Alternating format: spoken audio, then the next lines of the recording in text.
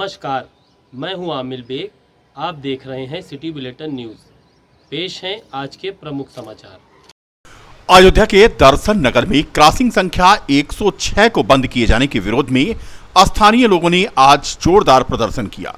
बता दें कि अयोध्या में पीएम मोदी के वर्चुअल मौजूदगी में दर्शन नगर रेलवे स्टेशन का शिलान्यास कार्यक्रम चल रहा था, जिसमें रेलवे विभाग के अधिकारी, कर्मचारियों सहित भाजपा के नेता मौजूद थे। वहीं दूसरी तरफ उसी स्टेशन के बगल दर्जनों की संख्या में मौजूद स्थानीय लोगों ने रेलवे क्रॉसिंग संख्या 106 को बंद किए जाने के विरोध में जमकर मुर्दाबाद के नारे लगाए और विरोध प्रदर्शन किया। ये भी बता दें कि दर्शन नगर से भरतकुंड को जोड़ने वाले मार्ग पर बना रेलवे क्रॉसिंग, जिसको मार्च में बंद कर दिया गया है। दर्शन नगर बाजार पहुंचने में ग्रामीणों को असुविधा हो रही है, तो वहीं दूसरी तरफ व्यापारियों के रोजगार पर भी खासा असर पड़ रहा है, जिसको लेकर व्यापारियों और स्थानीय लोगों ने आज मिलकर विरोध प्रदर्शन किया। यहां के स्थानीय लोगों का कहना था कि इसकी शिकायत उन्होंने सांसद से की, रेल अधिकारियों से किया, लेकिन अभी तक कोई सुनवाई नहीं हुई। दर्शन नगर रेलवे स्टेशन के बगल ग्रामीणों ने आज रेल अधिकारियों के खिलाफ जमकर मुर्दाबाद के नारे लगाए। एक वर्ष से रेलवे क्रॉसिंग बंद होने के विरोध में खूब खरी खोटी सुनाई। अयोध्या की दर्शन नगर रेलवे क्रॉसिंग संख्या 106 22 मार्च 2022 से अंडरपास के निर्माण के चलते बंद है। हुए हैं ये अयोध्या जनपद की दर्शन नगर की क्रॉसिंग संख्या 106 है। ये 22 मार्च 2022 से इसको जो है इन्होंने अकारण बंद कर दिया, जबकि क्रॉसिंग के उत्तर और क्रॉसिंग के दक्षिण इससे जुड़े हुए, सड़क से जुड़े हुए सैकड़ों गांव हैं, जिससे हजारों लोगों का डेली आना जाना होता है। इन्होंने बिना किसी को बताया नहीं, किसी को विश्वास नहीं लिया, पहले फाटक बंद किया, उसके बाद जो है गड्ढा खोद दिया। इसकी जब हम लोगों को इसकी जानकारी हुई तो हमने स्थानीय सांसद से इसकी शिकायत की, तो उन्होंने कहा नहीं, देखते हैं, खुलवाते हैं, इसको कोई व्यवस्था करते हैं। लेकिन 22 मार्च के बाद से कोई कार्यवाही नहीं हुई। फिर रेलवे के अधिकारियों से बात किया गया, उन्होंने कहा कि भाई हम अंडरपास बनवा रहे हैं। 22 मार्च से वो आज तक अंडरपास बनवा रहे हैं, लाइन पे लाइन बिछाते चले जा रहे हैं, कोई इसका स्थानीय हल नहीं निकाल रहे हैं। हम लोगों ने फिर क्या किया, इसकी शिकायत जो है माननीय रेल मंत्री से किया गया, उनके यहाँ से भी कोई कार्रवाई नहीं हुई। डीआरएम को फ़ोन से और मिलके कई बार अवगत कराया गया, लेकिन कोई कार्यवाही नहीं हो रही है। इसी रोड से सटा हुआ यही राम वनगमन मार्ग भी है। आगे 14 कोस पे जो सरकार की तमाम विकास योजनाएं चल रही हैं, जिसको भरतकुंड में प्राथमिकता से रखा गया है, वो भरतकुंड मार्ग को यही मार्ग जोड़ता है अयोध्या से। उसके बाद भी सरकार की संवेदनहीनता बनी हुई है, कहीं से कोई उपचार नहीं मिल पा रहा, किसी तरीके से लाइन खुले और लोगों का। अब स्थिति यह है कि दर्शन नगर कस्बा जो है बहुत बड़ा कस्बा है। तमाम लोग ऐसे हैं कि कस्बे के उस पार जो है, क्रॉसिंग के उस पार उनका मकान है, बाज़ार में उनका व्यवसाय है, उनको आने जाने में भी दिक्कत हो रही है। ये कोई नहीं कह सकता है, किसी अधिकारी को, किसी राजनीतिक दल को, जो सम्मानित प्रतिनिधि हैं, सबको इस बात से अवगत करा दिया गया है, लेकिन कोई कार्यवाही नहीं हो रही है। हम लोगों की डिमांड यही है कि इसको चाहे अंडरपास बना के, चाहे ओवरब्रिज बना के, जैसी उनकी सुविधा हो, हम विकास में कहीं रोड़ा नहीं है, उसको बना के उसको खोल दिया जाए, लोगों को आने जाने के लिए साधन हो जाए, आप अपने घर पे लोग आ जा सकें, धार्मिक स्थल भरतकुंड है वो अयोध्या से जुड़ जाए, यही हमारी मांग है। शिलान्यास किया और हाँ, रेलवे के अधिकारी भी आए थे, हाँ, वो उनके सीनियर डीसीएम आए थे, मैंने उनको अवगत कराया, सांसद जी के माध्यम से उनको पत्र भी दिया। उन्होंने कहा कि मैं इस पत्र को ले जा रहा हूं, आपकी बात को डीआरएम साहब के सामने रखूंगा, वो मेरे अधिकार क्षेत्र का मामला नहीं है, ये कह के उन्होंने हमको आश्वासन दिया, लेकिन आपकी बात को मैं रखूंगा। क्या नाम है? यतीन्द्र सिंह। अयोध्या में आज अमृत भारत योजना के अंतर्गत दर्शन नगर और भरतकुंड रेलवे स्टेशन के पुनर्विकास के लिए प्रधानमंत्री नरेंद्र मोदी ने वर्चुअल रूप से शिलान्यास किया। इससे पहले दर्शन नगर रेलवे स्टेशन पर सांसद लल्लू सिंह के नेतृत्व में एक कार्यक्रम का आयोजन किया गया। सांसद लल्लू सिंह ने बताया कि दर्शन नगर रेलवे स्टेशन अयोध्या का एक महत्वपूर्ण स्टेशन है, जो कि लखनऊ, फैजाबाद, वाराणसी और रेलखंड पर स्थित है। अमृत योजना के अंतर्गत इस स्टेशन को कई मूलभूत सुविधाएं प्रदान की जाएंगी, जिसमें नए रेलवे स्टेशन भवन का निर्माण, पोर्टिको का प्राविधान और इसके साथ साथ रेलवे स्टेशन पर यात्रियों के लिए फूड प्लाजा, बेहतर प्रकाश व्यवस्था, आधुनिक प्रतीक्षालय, बेबी फीडिंग कक्ष आदि शामिल रहेगा।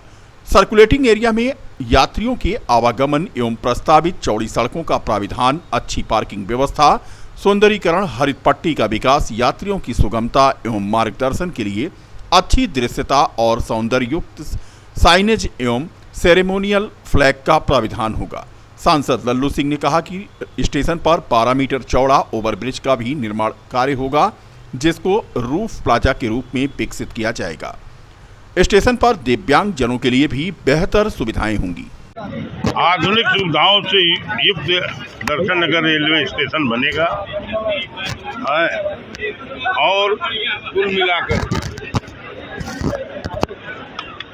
अमृत भारत योजना के अंतर्गत पूरे देश में 508 स्टेशनों का शिलान्यास माननीय प्रधानमंत्री जी ने किया है।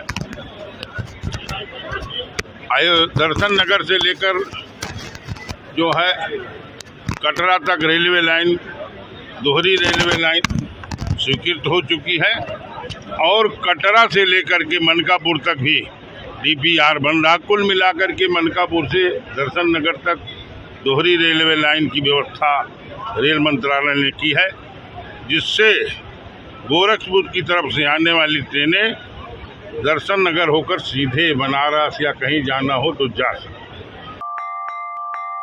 पुरानी पेंशन बहाली को लेकर आटेवा द्वारा राजकीय इंटर कॉलेज में आयोजित पेंशन क्रांति महासम्मेलन में आज शिक्षक कर्मचारियों का सुबह से ही जमावड़ा रहा। कार्यक्रम में पुरानी पेंशन बहाली आंदोलन के अगुआ विजय बंधु को सुनने के लिए शिक्षक और कर्मचारी बेहद उत्साहित दिखे। कार्यक्रम में पहुंचे शिक्षकों और कर्मचारियों ने जय युवा जय आटेवा के गगनभेदी नारे लगाए। कार्यक्रम का संचालन प्रवक्ता पंकज निषाद ने किया। वहीं जिला स्तरीय पदाधिकारियों द्वारा प्रदेश के विभिन्न जनपदों से आए पदाधिकारियों का स्वागत किया गया। शिक्षकों और कर्मचारियों को संबोधित करते हुए आटेवा के प्रदेश अध्यक्ष विजय कुमार बंधु ने कहा कि न्यू पेंशन स्कीम निजीकरण भारत छोड़ो यात्रा निकालने से पूरे देश में शिक्षक और कर्मचारी उत्साहित हैं। कई राज्यों में पुरानी पेंशन बहाल होने से आटेवा में लोगों का विश्वास बढ़ा है। श्री बंधु ने कहा कि आगामी 1 अक्टूबर को पूरे देश के शिक्षक और कर्मचारी पुरानी पेंशन बहाली के लिए दिल्ली में जोरदार आंदोलन करेंगे। इस अवसर पर प्रदेश महामंत्री डॉक्टर नीरज त्रिपाठी ने भी संबोधन किया। आटेवा के जिला संयोजक विजय प्रताप सिंह ने कहा कि 30 से 35 साल सेवा करने के बाद भी शिक्षक और कर्मचारी पेंशन विहीन हैं। मिशन है पुरानी पेंशन बहाल हो, निजीकरण समाप्त हो, उसी को लेकर पूरे प्रदेश और देश में जागरूकता अभियान चलाया जा रहा है। उसी कड़ी में सम्मेलन है और हमारी सीधी मांग है कि देश के शिक्षकों कर्मचारियों सहित जो देश के अर्धसैनिक बल हैं उन्हें पुरानी पेंशन दी जाए। अगर इस देश का अर्धसैनिक बल पुरानी पेंशन से वंचित है तो देश का माननीय पुरानी पेंशन क्यों ले रहा है? और एक नहीं 4 ले रहा है, सवाल है मेरा। और इसी को लेकर के आटेवा पूरे देश में अभियान चला रहा है। अयोध्या प्रभु राम की नगरी है, हम सब वहाँ आशीर्वाद लेने आए हैं, प्रार्थना करने आए हैं कि हमारे बुढ़ापे की लाठी प्रदेश सरकार और केंद्र सरकार दे। और अभी हमारा एक अभियान चल रहा है, घंटी बजाओ अभियान, सांसदों के द्वार पर पूरे देश में हर सांसद के यहाँ जा रहे हैं लोग, हम अपनी बात रख रहे हैं। हम अभी 30 अगस्त तक ये अभियान चलेगा, उसके बाद 1 अक्टूबर को हमारी दिल्ली में बहुत विशाल रैली है और हम प्रधानमंत्री जी से आकर मांगेंगे कि हमारी पुरानी पेंशन बहाल करें। क्रांति महासम्मेलन हो रहा है जनपद अयोध्या में पुरानी पेंशन बहाली के लिए। शिक्षकों कर्मचारियों की पुरानी पेंशन सरकार ने 2001 में बंद कर दिया था। उसी बहाली को लेकर पूरे मंडल के पदाधिकारी आज राष्ट्रीय अध्यक्ष NMOPS आदरणीय विजय कुमार बंधु जी के नेतृत्व में यहाँ महासम्मेलन कर रहे हैं, चर्चा पर चर्चा कर रहे हैं कैसे पुरानी पेंशन सरकार बहाल करेगी। इस पर सब लोग चर्चा विमर्श करके आगे की रणनीति चर्चा जी। पुरानी पेंशन को लेकर हम सभी जूझ रहे हैं, समस्या से जूझ रहे हैं। और 2024 का जो चुनाव है आपने देखा होगा, अभी 4-5 राज्यों में चुनाव हुआ और वहाँ पुरानी पेंशन बहाल हुई। कर्मचारियों की देन थी जो पुरानी पेंशन पंजाब में, हिमाचल प्रदेश में, कर्नाटक में सब बहाल हुई है। तो ये कर्मचारियों का ही बल था, उनकी संख्या बल थी, उनका वोट था, उसी से पुरानी पेंशन बहाल हुई। और उत्तर प्रदेश और देश का जो चुनाव होने वाला है उसमें भी कर्मचारी बहुत बड़ी भूमिका में चुनाव में अपना ये पेंशन के लिए मतदान करेगा।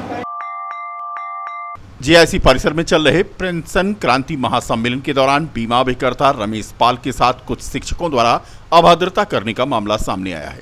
जीआईसी परिसर के अंदर Bajaj Alliance life insurance cooperative limited की ओर से बैनर को हटाने को लेकर यहां पर बीमा अभिकर्ता के साथ दुर्व्यवहार किया गया। बीमा अभिकर्ता रमेश पाल ने आरोप लगाते हुए कहा कि जलपान वाले स्थान पर हमने बैनर लगाया तो एक शिक्षक आए और उन्होंने कहा कि आप हमारा विरोध कर रहे हैं।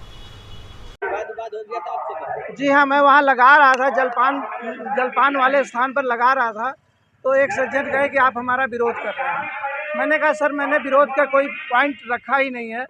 अगर आप एडिशनल लेना चाहते हैं, सरकारी पेंशन लीजिए, साथ में अपनी संसाधन आपके पास है, आप टीचर हैं, आप अपने बच्चे को अच्छा पढ़ाना चाहते हैं, आप अच्छी जगह इन्वेस्ट करिए। अब वो शिक्षकगण ही थे, लेकिन उनको ऐसा लगा कि मैं उनका विरोध कर रहा हूँ, तो मैं यहाँ किसी से लड़ाई करने नहीं आया। बीकापुर में रविवार को प्रयागराज हाईवे पर पेट्रोल टंकी के सामने बड़ा हादसा होने से बचा। तेज बरसात के बीच हाईवे के किनारे खड़ा एक विशालकाय पेड़ हाईवे पर ही धराशायी हो गया, जिसके चलते यहां जाम की स्थिति बनी रही। घटना उस समय हुई जब इंडियन गैस सिलेंडर लदी एक ट्रक बीकापुर से सुल्तानपुर की ओर जा रही थी। तेज बारिश के बीच विशालकाय पेड़ गिर गया। गनीमत थी कि थोड़े अंतराल पर पेड़ गिरा।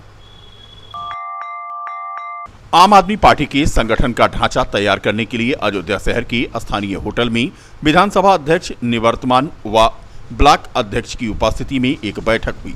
जिलाध्यक्ष अनिल कुमार प्रजापति ने बताया कि जिले भर में दिल्ली मॉडल के बारे में लोगों को घर घर जाकर बताने का और पार्टी में जोड़ने का काम करेंगे।